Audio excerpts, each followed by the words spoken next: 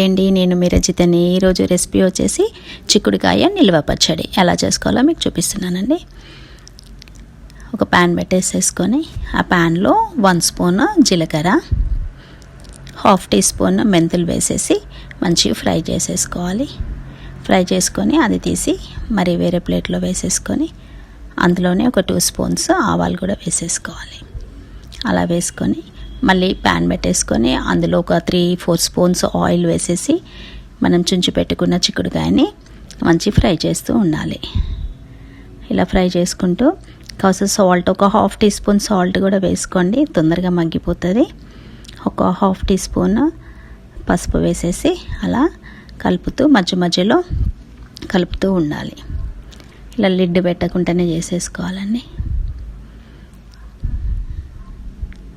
చూడండి, ఇలా లాస్ట్కి ఇలా ఈ విధంగా ఫ్రై అయ్యాక మనం వేయించి పెట్టుకున్న ఇవి మిక్సీ వేసేసుకొని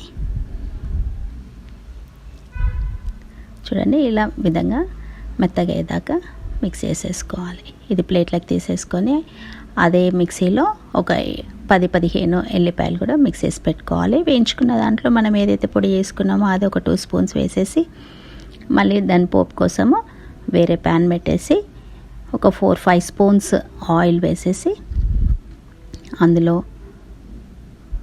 నూనె వేడెక్కాక ఆవాలు, జీలకర్ర, పోసి గింజలు అన్నీ వేసేసుకొని 4 ఎండుమిర్చి, మనము గ్రైండ్ చేసి పెట్టుకున్న వెల్లిపాయ, చూడండి ఇలా సాల్ట్ కూడా ఒక 1 స్పూన్ వేసేసుకొని ఒక 2 స్పూన్స్ కారం వేసేసుకొని అదే పోపులో దాన్ని మనం మళ్ళీ చిక్కుడుగా ఏదైతే వేయించి పెట్టుకున్నామో అందులో వేసేసి కలిపేయాలండి. చూడండి ఈ విధంగా కలిపేసుకుంటే బాగుంటుంది. ఇది ఎప్పుడు మనము చిక్కుడుగాయ కర్రీయే కాకుండా ఇలా నిల్వ పచ్చడి కూడా పెట్టుకోవచ్చు. ఇది 1 మంత్ అయినా ఉంటుందండి. ఇది చల్లారాక మనం మళ్ళీ ఒక నిమ్మకాయ తీసేసుకొని నిమ్మకాయ రసము వేసుకోవాలి. చూడండి ఈ విధంగా బాగుంటుంది.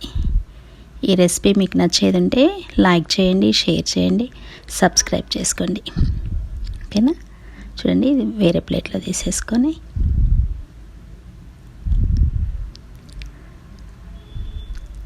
విధంగా చాలా బాగుంటుందండి. ఇది గింజలు కూడా చూడండి బాగుంది. Thank you for watching.